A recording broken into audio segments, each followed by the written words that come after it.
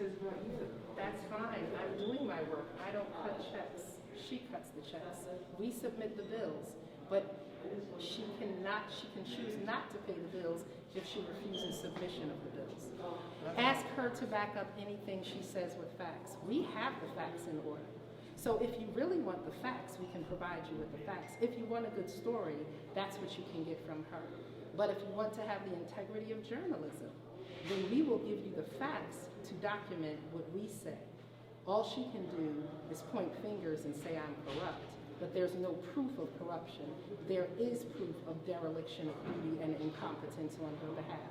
Why do you think she's refusing to pay the bills? Because she's incompetent and because she has not done her job, more importantly, in collecting taxes. Many people have tried to come and pay their bills. She's refused them. The school district has been trying to pay her $482,000 in taxes. She has refused them. Condo properties have tried to pay her $250,000 for their taxes. She's refused them. She has not accepted the revenue from our fire department from permits and fees and fines for months, and we've tried to submit them. She hasn't received revenue from the police department. She's turned back a year of checks from the building department, which she stamped in and chose not to deposit. So we can either get a good story or we can get the truth. And the truth is that she has chosen not to do her job. And this did not start with my administration. This has been going on since she got here. So if we want to do a story, let's do the full story, and let's not get a news clip that sensationalizes it and gets clicks. But let's talk about the facts. There is nothing sensational or sexy about the fact that our city is in an operational fiscal crisis. Explain more about how it's crippling the city. I wrote a $1,000 check last night to make sure that our police were able to fuel their cars on the midnight shift and the 4 to 12 shift, because there are $215,000 of bills right here that she's refused to pay. Here's the proof. The proof is right here. $71,949, $71,237. This one here, global, I think it's most. Was this a personal check? I wrote a check from my inaugural campaign fund, and it is not illegal. It's not my inaugural fund. It's not my campaign fund. I can use it for charitable purposes, and that's what this right now, we're a charity. Now, Mayor, can I ask a question, please? Now, it's also a fact that the people of Mount Vernon are now placed at risk because of what's going on. Because of her dereliction of duty and her obstruction of governmental administration. So what you have to tell the people of Mount Vernon? What I've told the people of Mount Vernon is we just served her with papers that she refused to accept for a 3:30 appointment in Westchester County Court to get a temporary restraining order to force her to pay the fuel bills. We should not have to count on the state of New York nor the county of Westchester to bail us out when we are able to perform as a sovereign, independent community our own governmental operations. We should not have to require or ask for help to run the business of city. We want to make sure that our police cars, we want to make sure that our fire engines and our DPW fleet are able to do their job. We want to make sure that our street sweepers and our sanitation trucks can pick up garbage. We want to do the work of business. We want to make sure that our vendors who have provided services for us here in the city of Mount Vernon on behalf of the taxpayers and our partners are able to receive not only their payments, because this is impacting business owners, small and large. Everyone from Gramerton Avenue Hardware to Magna Dry to printing companies. Right now, if you go in our office upstairs, we don't have the ability to print. We print tens of thousands of documents each week. But she has not paid the printing bill since February of 2020. And now we have no toner. We are buying our own paper. We are buying our own toilet tissue. And now we are paying for our own gas for city services. We need for the New York State Comptroller and we need for the governor's office to intervene on behalf of the citizens of Mount Vernon. This is not politics. This is the public health and public safety of Mount Vernon that is at risk. And no longer can we ask and accept people to sit back with benign neglect and act as if this is a political issue. This is the public safety of Mount Vernon that is at hand. And we have suffered and we have been patient with and we have tolerated the incompetence of Deborah Reynolds far enough, long enough. And we need her removed from office. We have asked the state and invited the state. So she wants to say I'm corrupt, but I'm not looking to run the finances of the city. I have enough work to do being the mayor. But we would love for the state to intervene and to provide assistance and relief. So you served, she didn't obviously... Mr. Mark Oxman. I have a court order. Hang on. Did you say your first and your last name, please? Mark Oxman, O-X-M-A-N, and I'm working for the Corporation Council, City of Mount Vernon. And what did you try to do just now? What I did do is I served upon the comptroller through her first deputy, or her second deputy, an order signed by Honorable Justice Minahan, requiring that she appear before the court virtually this afternoon at 3:30 for the purpose of explaining why invoices and bills for gasoline and fuel should not immediately be paid. And in my papers, I pointed out to the court that there is a crisis situation in Mount Vernon. I don't have to explain to you why it is important that fire trucks are fueled so that they can be in operating condition. I don't have to explain why police cars are to be fueled. And if the court grants the order, then the comptroller will be restrained from refusing or denying or neglecting to pay outstanding bills for fueling police vehicles, fire vehicles, and other essential vehicles. So you served the order. What if she doesn't show up for this? I will make an application. The court will hopefully grant my application. There will be a restraining order, which will be served upon her, and I expect that she will comply with the order of the court. If she doesn't, then we have other remedies. But the first step is to serve her with papers, court-ordered, not because we've requested, because a judge has determined that there is a crisis, emergency situation requiring the immediate payment of these fuel bills. If she fails to comply, then the next step is to move for an order of contempt. Contempt is something that's punishable by civil or criminal fine. It's a punishment. And the situation in Mount Vernon is such that extreme measures of this nature are critical, which is why I'm here this morning. This is our fire commissioner, Deborah Norman, who has to manage a fleet of trucks that don't have fuel available to them. Tell us what your department is going through right now. Right now, our department, we're on limited calls only now to make sure we're trying to preserve any fuel we have. It is stressful to know that we don't know what to do. There's no answers when we run out of fuel. Absolutely not. So it's very stressful. We go on hundreds of EMS calls, anything, down wired, emergencies, smoke, gas, whatever. And right now, it's very, very stressful. Very stressful. Now, Mayor, lots of people are saying, maybe this question was already asked. I got here a little late, that you stormed into the office. Now, I'm listening from you, and I see that this was an attempt to serve. No, we originally came down here this morning in an attempt to submit that stack of bills that we've been trying to submit since January. Fuel bills, bills for tires and repairs, bills for automotive parts, for our DPW trucks, for our sweepers, for our police cars, for our fire engines that are ordered through DPW, that she even refuses to accept the bills. Ms. Jennifer Master Giorgio Quirk has been trying to submit these bills, some which go back to November and December, because when you get a bill in November and you incur a cost, sometimes it takes 30 days for you to get an invoice. And so at that time, the bills are sent. We've put them together. She's been trying to get appointments since January to submit bills from the end of November, December, January, February, and March. When she began trying to submit these bills and get an appointment to submit the bills and sent her first email in January, the bills that we had at that time were about $600,000.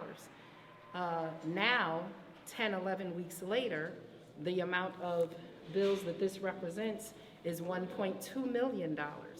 And then there are bills that we've submitted going back to last June or July, probably in the amount of about over $2 to $2.5 million that are still unpaid. So in our Department of Public Works alone, which, like we said, maintains our fleet of cars, police, fire, DPW, city-owned vehicles, vehicles for building inspectors, they can't get parts to fix city vehicles and to maintain city vehicles.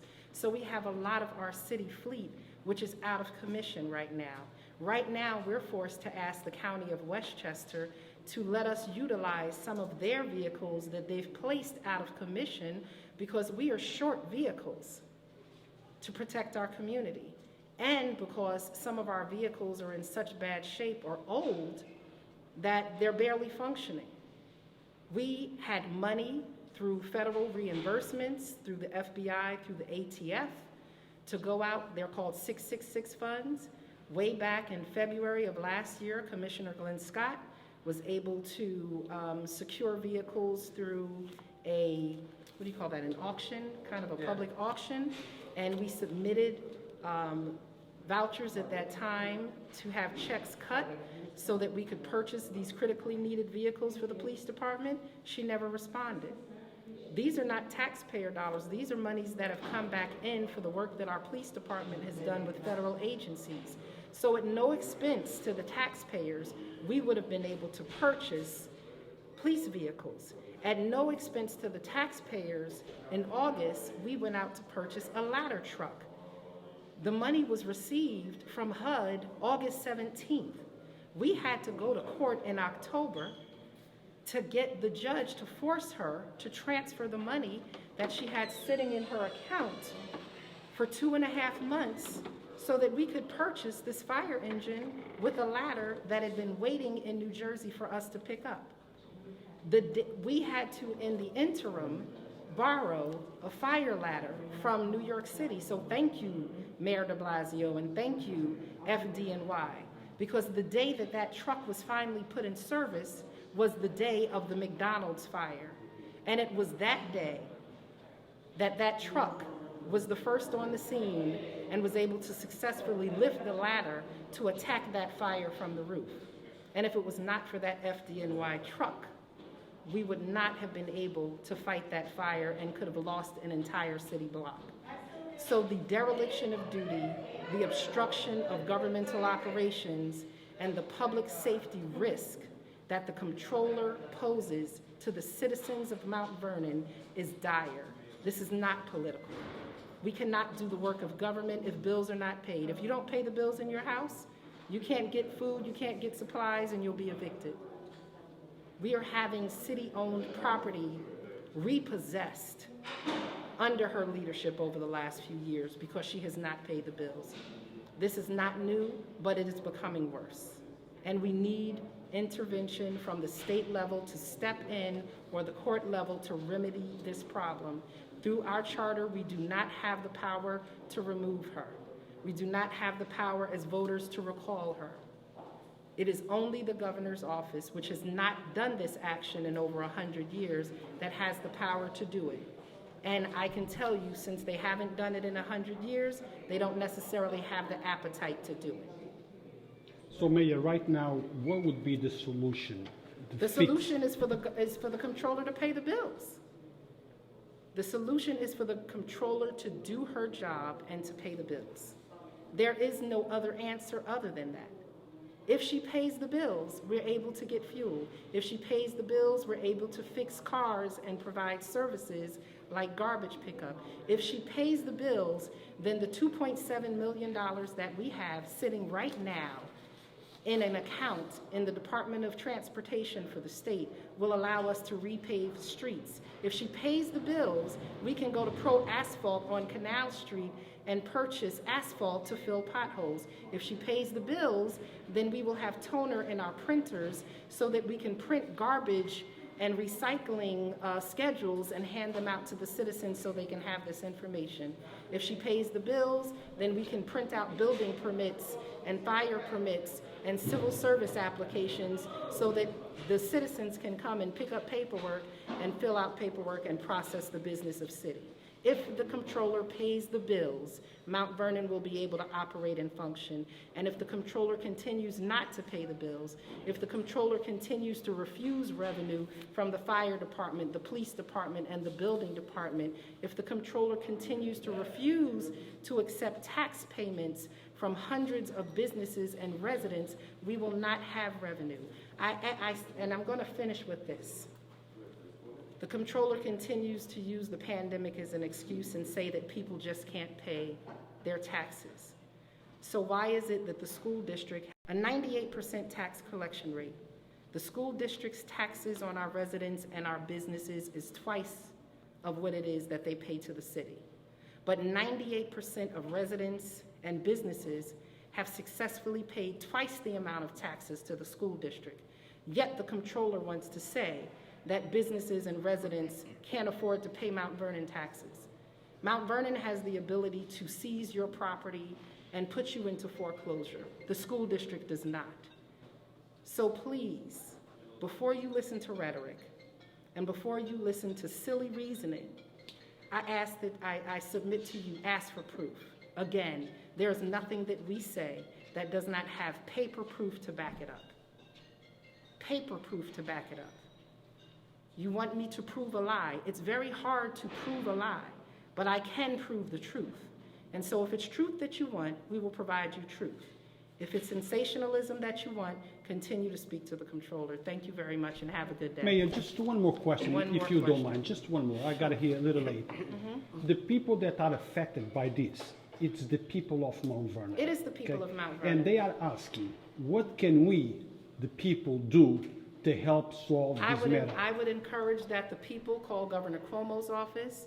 I would encourage that the people of Mount Vernon call State Comptroller DiNapoli's office. I would request that the people of Mount Vernon speak to Senator Jamal Bailey, Assemblyman Gary Pretlow, and Senator Biaggi, because they are our state representatives. They are already ready and willing to help us put pressure on New York State government as well as the comptroller to deal with these issues. But we need the people to stop sitting back. Yes, you elected us, and you elected us with great confidence. And now we need the citizens, the residents, and the businesses of Mount Vernon to stand with us to address the inaction, the dereliction of duty, the obstruction of governmental administration, and the constant putting the residents and the businesses of Mount Vernon at risk for public health and public safety hazards.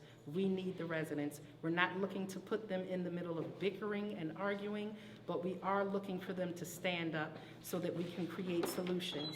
So also, please ask the comptroller why she continues to violate rules around hiring family members to work in her office, why she has not followed civil service laws and regulations, while she has fired people who are duly qualified to do the work, to hire her friends and family who are so afraid of her that they don't perform their basic duties and they continue to give her control.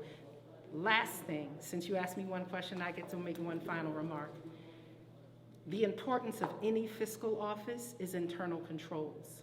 The importance and the key to a fully functioning Office of Fiscal Management is separation of duties. Separation of duties. Why does the comptroller collect the money? Why does the comptroller count the money? Why does the comptroller write deposit tickets? Why does the comptroller herself take the money to the bank? Why does the comptroller herself responsible for reconciling bank accounts and reconciling bank statements? If you look at any generally accepted accounting principle manual, it will tell you that each of those functions should be served separately. But it is the comptroller herself who decreases the efficiency of her office by demanding to do this. There's a lot of cash that flows through this office. And I'm concerned that if she has her hands on it, if she's the only one reconciling it, that we don't know what's happening to the cash. I was a CFO, I was a CEO for 15 years, and I didn't handle the money. And even as the CFO, she should not necessarily handle the money. There should be a staff person that collects it. They're called a cashier. It's in her budget. There should be someone else who deposits it and reconciles it. That's why she has chief accountants.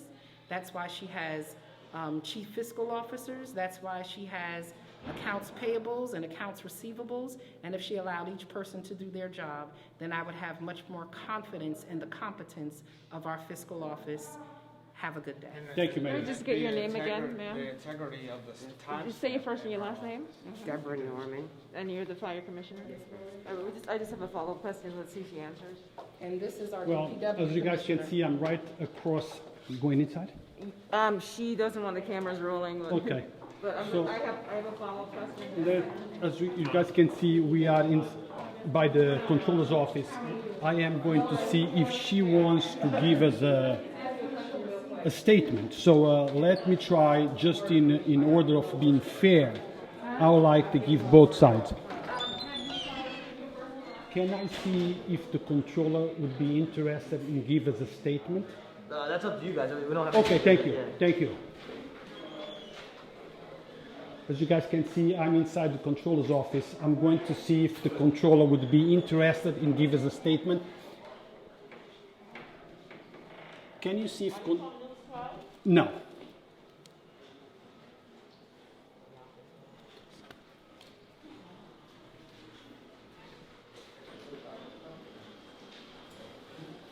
So let's see if the controller would be interested in giving us a statement in regards to what's going on. I just spoke with the person at the balcony, the clerk, and the clerk went to the controller's office to ask her if she would be interested. So we want to be fair and give both sides the same courtesy. As you guys can see, there is a police officers right here. They were very polite. They just say they're here to do their job. That I could ask, and if the controller is interested, she comes out, and if she's not, then I will leave the premises.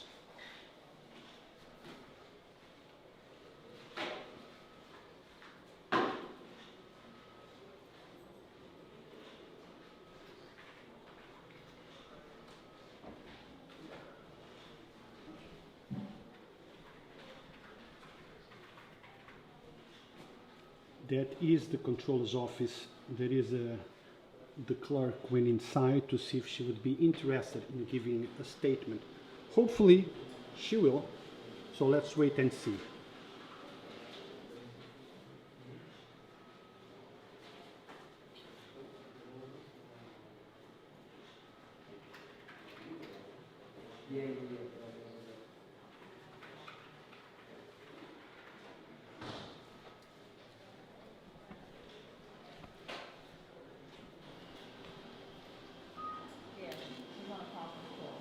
Okay. Well, I am told that the controller is in a conference call and she's not making a statement at this time. Thank you, ma'am. Thank you, guys.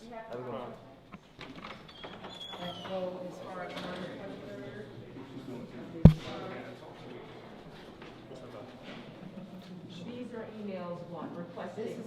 This is one email thread.